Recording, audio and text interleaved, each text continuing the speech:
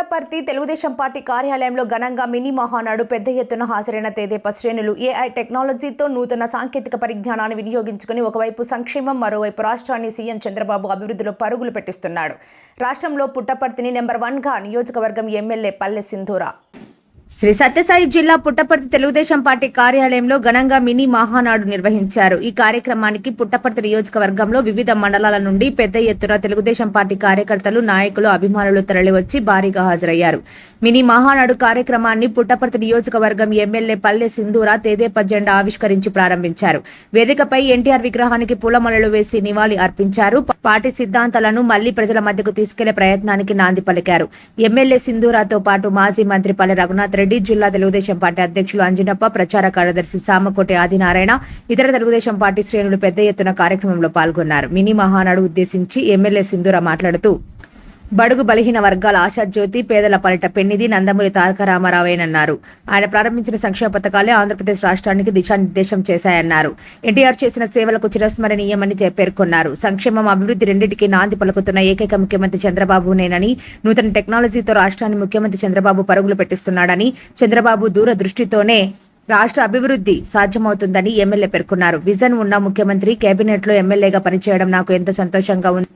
Puttaparthi MLA పల్లె సింధూరా పేర్కొన్నారు. పుట్టపర్తి నియోజకవర్గంలో కార్యకర్తల మధ్య విభేదాలు వీడి పార్టీ కోసం కలిసి పనిచేయాలని ఆమె పిలుపునిచ్చారు. పుట్టపర్తిని ప్రపంచ ఆధ్యాత్మిక కేంద్రంగా తీర్చిదిద్దడంతో పాటు నియోజకవర్గ ప్రజల ఆశీస్సులతో రాష్ట్రంలోనే పుట్టపర్తి నెంబర్ 1 నియోజకవర్గంగా తీర్చిదిద్దడమే కాక పుట్టపర్తిని ప్రపంచ ఆధ్యాత్మిక కేంద్రంగా తీర్చిదిద్దే లక్ష్యంతో పనిచేస్తానని, అదేవిధంగా నియోజకవర్గ అభివృద్ధికి శక్తివంచన లేకుండా కృషి చేస్తానన్నారు.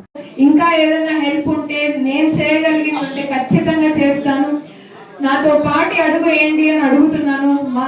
మనం అందరం కలిసి మన పుట్టపర్తి నియోజకవర్గం నంబర్ 1 నియోజకవర్గంగా మార్చుకున్నాం. 5 సంవత్సరాలు అయిపోయే లోపు ఇక్కడ ఏ రోడ్డు గుంత ఉండకూడదు, ఏ నీటి సమస్య ఉండకూడదు. ముందు చెప్పినట్టు 193 చెరువులు నింపి మనం బయటకు వద్దాం. ఖచ్చితంగా కోస్తా రీజన్ లో ఎలా అయితే వాళ్ళు పంటలు పండించుకుంటారో అంతకంటే ఎక్కువ అనంతపురం ఎలాగో హార్టికల్చరల్ హబ్ గా మార్చే ఒక ప్రయత్నంలో చంద్రబాబు నాయుడు గారు ఉన్నారు. దానికి కావాల్సిన ఈ 193 చెరువులు నింపి మన నియోజకవర్గాన్ని కూడా హార్టికల్చర్ రంగంలో నంబర్ 1 నియోజకవర్గంగా మార్చుకొని మన దాంట్లో మామిడి పండ్లు, టమాటో పంట చాలా బాగా వస్తుంది. దాన్ని కూడా మంచిగా ఫుడ్ ప్రాసెసింగ్ యూనిట్స్ పెట్టి ఇంకా నిన్నటికి నిన్న ఇక్కడ APIACC లో కొత్త ఇండస్ట్రియల్ పార్క్ ఇనాగ్రేషన్ చేయడం జరిగింది. సోలార్ ప్రాజెక్ట్ ఇనాగ్రేషన్ జరిగింది. ఏ ప్రభుత్వం కూడా కొత్త టెక్నాలజీస్, కొత్త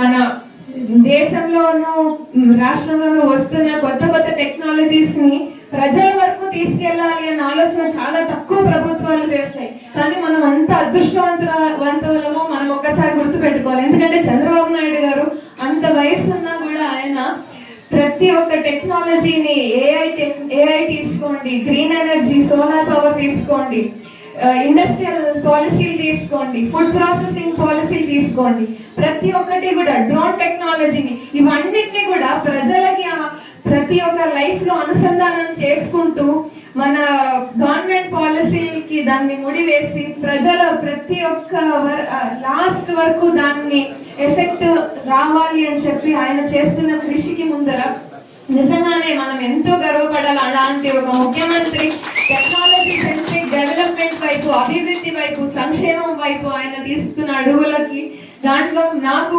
ఆయన దీంట్లో ఎమ్మెల్యే కాగలిగినందుకు చాలా చాలా ఆనందంగా ఉంది.